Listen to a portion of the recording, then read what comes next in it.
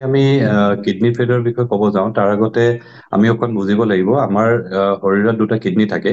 এই কিডনি কেইটাৰ মূল কাম হ'ল আমাৰ শৰীৰৰ যি আৱৰ্জনা যেনেকে ৱেষ্ট প্ৰডাক্ট যিখিনি আমাৰ শৰীৰত বনে, যেনেকে ইউৰিয়া, ক্ৰিয়েটিনিন আৰু নানান ধৰণৰ ৱেষ্ট প্ৰডাক্ট থাকে, পানী, নিমখ, এইবিলাক আমাৰ শৰীৰৰ পৰা ওলাই পঠোৱাই কিডনিৰ মূল কাম।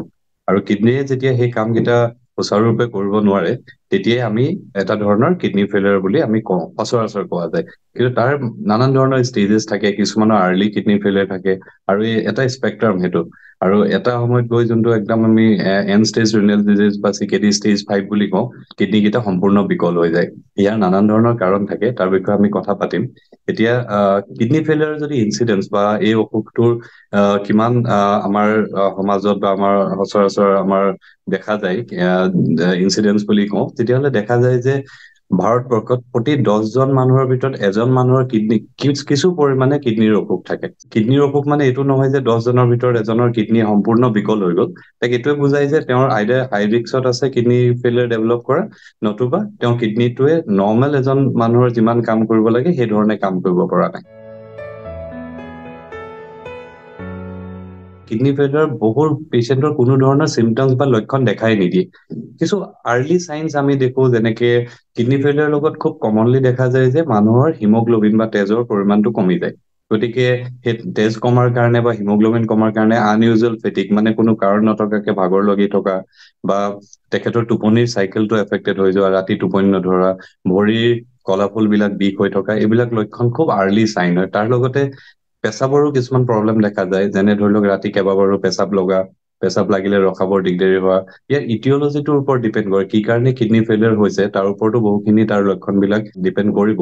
কিন্তু এইবিলাক মূল কাৰণ বা মূল লক্ষণ যিখিনি আমাৰ দেখা দিয়া যায়।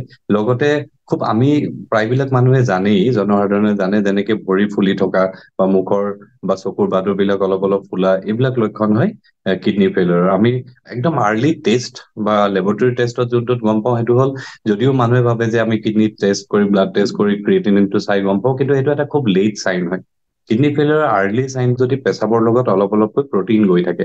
গতিকে এটা সামান্য ইউৰিন টেষ্ট, যোনটো আমি 60-70 টকাতে কৰিব পৰা যায়, তেনেকুৱা এটা টেষ্টতে আমি কিডনিটো সুচাৰুৰূপে কাম কৰি আছে নাই আমি চাব পাৰো। প্ৰথম কাৰণ বা খুব কমনেষ্ট কজ হ'ল ডায়েবেটিছ। যিসকল ৰোগীৰ ডায়েবেটিছ আছে তেওঁলোক already at risk of developing kidney failure. তেওঁলোকৰ ডায়েবেটিছ ডেভেলপ হোৱাৰ ঠিক 5-10 বছৰৰ পাছতেই কিডনিত অলপকৈ তাৰ বেয়া প্ৰভাৱ বা চুগাৰৰ বেয়া প্ৰভাৱ বিলাক দেখা যায়। তাৰ বাহিৰে আৰু এটা কাৰণ থাকে, আমি যোনটো ক্ৰনিক গ্ল'মেৰুলোনেফ্ৰাইটিছ বুলি কওঁ, সেইটো এটা ধৰণৰ আমাৰ কিডনিত হোৱা এটা ইনফ্লেমেশ্যন। নানান কাৰণ থাকে তাৰ। আমাৰ ইয়াত কমনলি দেখা যোৱা ভিতৰত আছে IgA নেফ্ৰপেথী, আৰু বেলেগ বেলেগ ধৰণৰ গ্ল'মেৰুলোনেফ্ৰাইটিছ বিলাক থাকে, যোনে কিডনিত ডেমেজ কৰে। আৰু এটা আজিকালি খুব দেখা গৈছে যে আমি যিহেতু আমাৰ আজিকালি খাদ্যভাৰ বা খোৱা বোৱাৰ বহুখিনি চেঞ্জেছ আহিছে, লগতে আজিকালি আমি হেল্থ চিকিং বিহেভিয়াৰ বুলি যোনটো কওঁ, যে সামান্য কিবা এটা হলে, জ্বৰ কাহ হলে লগতে আমি OTC, অভাৰ দ্য কাউণ্টাৰ দৰৱ বিলাক লৈ লওঁ, পেইন কিলাৰ খাওঁ, এণ্টিবায়টিক্স বিলাক ডক্তৰৰ এডভাইচ নোহোৱাকেই খাওঁ। এইবিলাকেও কিন্তু আমাৰ কিডনি ফেইলিয়ৰৰ এটা মেজৰ কাৰণ। ইয়াৰো বহু ক্ষেত্ৰত দেখা যায় যে তেনেধৰণৰ দৰৱ খায়ো ৰোগীৰ একিউট কিডনি ইঞ্জুৰি বা ক্ৰনিক কিডনি ডিজিজ, মানে কমপ্লিট ফেইলিয়ৰ বা সামান্য ধৰণে কিডনি এফেক্টেড হৈ আকৌ ৰিকভাৰ হোৱাটোক আমি একিউট কিডনি ইঞ্জুৰি কওঁ। এই দুইটা ধৰণৰ স্পেক্ট্ৰাম আমি দেখা পোৱা যায়। এইকেইটাই মূল কাৰণ আমাৰ কিডনি এফেক্ট হোৱা। আৰু এটা মহিলাসকলৰ ক্ষেত্ৰত দেখা যায়, বিশেষ পুৰুষৰো হয় কিন্তু মহিলাৰ ক্ষেত্ৰত বেছি, সেইটো হ'ল বাৰে বাৰে পেচাবৰ ইনফেকশ্যন বা ৰিকাৰেণ্ট UTI বুলি কওঁ। তাৰ এনেকুৱা ধৰণৰ বাৰে বাৰে পেচাবৰ ইনফেকশ্যন হৈ থাকিলে, বা কিডনিত ধৰি লওক কোনো ধৰণৰ পাথৰ বা কিডনি ষ্টোন ডিজিজ বুলি কওঁ, এইবিলাকৰ কাৰণেও ভৱিষ্যতে গৈ কিডনি ফেইলিয়ৰ বা এটা সময়ত গৈ কিডনি ফেইলিয়ৰ হোৱা দেখা যায়। আজিকালি একচুৱেলি আমি কিডনি ফেইলিয়ৰ ৱৰ্ডটো অলপ ডেৰিগেটৰী কাৰণে খুব বেছি ইউজ নকৰোঁ। আমি এইটো ক্ৰনিক কিডনি ডিজিজ বুলি কওঁ। কাৰণ ক্ৰনিক কিডনি ডিজিজত যে সম্পূৰ্ণ কিডনিটো ফেইলিয়ৰ হৈ গ'ল সেইটো নুবুজায়, কিডনিটো অলপ দুৰ্বল আৰু ভালকে কাম কৰি থকা নাই, সেইটোৱে বুজা যায়। এতিয়া ডায়েগনচিছৰ কাৰণে প্ৰথম আমি ক'লো কিছু লক্ষণ, যোনটো পেচেণ্টে নিজেই ফিল কৰিব।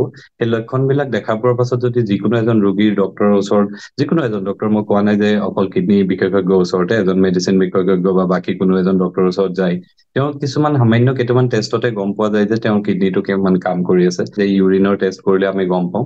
তাৰ লগতে ব্লাডৰ কিছু টেষ্ট কৰা হয়, যেনেকে তেওঁৰ শৰীৰত ক্ৰিয়েটিনিন বুলি আমাৰ এটা পদাৰ্থ থাকে, ব্লাডত তাৰ পৰিমাণটো কিমান আছে, বয়স অনুপাতে বেছি বাঢ়ি আছে নেকি সেইটো চালে আমি গম পাওঁ ইউৰিয়া বুলি এটা পদাৰ্থ থাকে সেইটো চালে গম পাওঁ লগতে কিছুমান সাৰোগেটৰী মাৰ্কাৰ্ছ থাকে যেনেকে ধৰি লওক মানুহজনৰ হিমোগ্লোবিনটো কমি যায় এইবিলাক লক্ষণ দেখিলে বা এইবিলাক লেবৰেটৰী টেষ্টত গম পাওঁ আৰু এটা কেটেগৰী থাকে য'ত কৈছো ক্ৰিয়েটিনিনটো নৰ্মেল থাকে তথাপিও বা ইউৰিয়া নৰ্মেল থাকে তথাপিও তেওঁৰ কিডনিটো কিন্তু বিকল বা ভালকে কাম কৰি থকা নাই য'ত আমি ইউৰিনত প্ৰচুৰ পৰিমাণে প্ৰটিন গৈ থকা সেইটো পেচেণ্টসকলে বা ৰোগীসকলে কেনেকে গম পাব যদি পেচাবটো খুব ফেন হৈছে তেওঁ পেচাব কৰোঁতে দেখিছে যে খুব ফেনাইছে পেচাবটো তেতিয়াও গম পোৱা যায় যে হয়তো পেচাবত প্ৰচুৰ পৰিমাণে প্ৰটিন গৈ আছে এইটো এটা টেষ্টতে আমি ইউৰিনৰ বা পেচাবৰ এটা টেষ্ট কৰিলে প্ৰটিনৰ পৰিমাণটো গম পোৱা যায় আৰু পৰিমাণটো যদি বাঢ়ি আছে যিমান থাকিব লাগে তাতকে যদি বেছি আছে তেতিয়াহ'লে আমি সেইটো আৰু ভালকে পৰীক্ষা নিৰীক্ষা কৰিব লাগে প্ৰটিন যোৱাৰ কাৰণটো কি আৰু বহু ক্ষেত্ৰত দেখা যায় এটা কিডনিৰ পাছত গৈ ভৱিষ্যতে গৈ বিকল হোৱাৰ এটা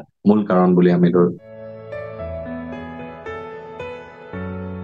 প্ৰথম আমি চাওঁ যদি একেআই একিউট দুটা ভাগত ভাগ কৰি লৈছো এটা হ'ল acute kidney injury acute kidney injury বিলাকত জেনেৰেলি যোনটো কাৰণে কিডনি এফেক্টেড হৈছে ধৰি লওক কোনোবা এজন পেচেণ্টে পেইন কিলাৰ খালে বা কিবা দৰৱৰ কাৰণে হৈছে বা কেতিয়াবা মেলেৰিয়া বা বেলেগ ধৰণৰ কিছুমান ইনফেকশ্যনৰ কাৰণে হৈছে সেইটো ট্ৰিটমেণ্ট কৰিলেই লাহে লাহে কিডনিটো ইম্প্ৰুভমেণ্ট হয় দৰকাৰী নহয় যে সব ধৰণৰ কিডনিৰ অসুখেই যে ট্ৰিটমেণ্ট নাথাকে বা সি প্ৰগ্ৰেছিভ হয় তেনেকুৱা নহয় সেকেন্ড যোনটো গ্ৰুপ আমি কলো ক্ৰনিক কিডনি ডিজিজৰ ক্ষেত্ৰত দেখা যায় যে ই জেনেৰেলি প্ৰগ্ৰেছিভ হয় তাৰ প্ৰগ্ৰেছনটো যদিও নাইকিয়া কৰি দিব নোৱাৰো কিন্তু তাৰ প্ৰগ্ৰেছনৰ ৰেটটো যোনটো গতিত সি আগবাঢ়িছে সেইটো আমি ট্ৰেক কৰিব পাৰো আৰু মানুহজনৰ ভৱিষ্যতে যাতে কিডনি সম্পূৰ্ণ ফেইলিয়ৰ নাযায় তাৰ কাৰণে আমি বিহিত ব্যৱস্থা ল'ব পাৰো এই ব্যৱস্থাৰ ভিতৰত কিন্তু সবতকে দৰকাৰী হ'ল পেচেণ্টজনৰ জীৱনশৈলী বা লাইফষ্টাইলটো আমি চেঞ্জ কৰিব লাগিব সেকেন্ড তেওঁ খাদ্যভাৰ কি ধৰণৰ খাদ্য খাইছে তেওঁ নিউট্ৰিচনটো মেইনটেইন কৰা এতিয়া বহুবাৰ কিছু পেচেণ্টসকলৰ এটা ভুল ধাৰণা থাকে যে কিডনিৰ অসুখ এটা হ'লেই